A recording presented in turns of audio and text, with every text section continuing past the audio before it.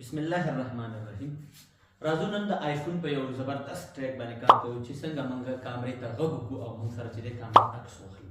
د دې لپاره به چې تاسو اول چې د کامرا به اوپن کړئ. چې کله کامرا خلاص کړو نو یو مارکر ته ضرورت دی. دا مارکر به چې تاسو راوخلئ د کامرې کوم ځای چې دی دلته د کامرې چې کوم ځای دی په دې ځای باندې به تاسو یو کلیک پې وکړئ. صرف یو کلیک بس چې دې کې موږ سره نښه راشي. چې نښه راغله اوس راځم دلته د دې ځای نه نور موږ وځو د کامرې نه نور چې دی وځو د کامرې ځای موږ سره په نښه شو نور زموږ کامرې ځای سره کار نشته دی. نو تاسو چې دی دلته به راشئ سیټینګ ته. چې کله سیټینګ ته راغلی دی دلته به راشئ د اکسیسیبیلیټي ته به راشئ.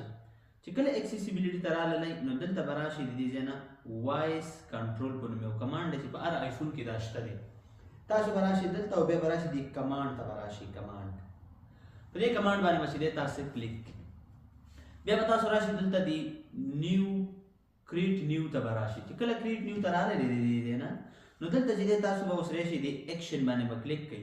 بیا به تاسو راشئ د رن کسټم ته دلته به راشئ د دې ځای نه دلته چې هغه کومه نښه موږ کړې ده دې ځای کې کومه نښه دلته چې دا ښکاري په دې ځای کې ښه بیا زه تاسو یو بله ویډیو کې راولم خو دې ځای سره راولم. دلته به چې دی تاسو یو کلیک وکړئ.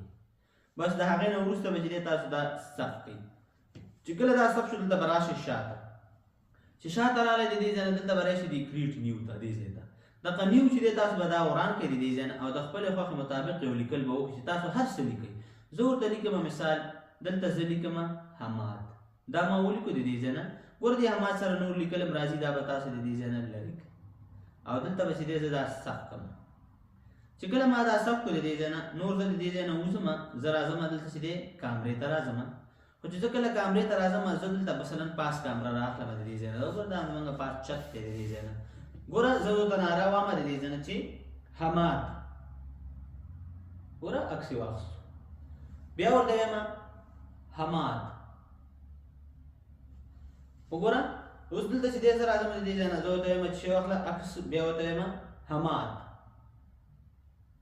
او ګوره نو دا چې دی موږ سره یو زبردست ټریک و. هیله ده چې دغه ویډیو ستاسو خوښه شوي وي او تاسو دغه ټریکس په خپلو کمپیوټرونو کې ځان سره په خپلو موبایلونو کې ځان سره وکاروئ او زموږ د یوټیوب چینل سبسکرایب او زموږ د فیسبوک پیج لایک کړئ. د الله په امان ښه وخت ولرئ.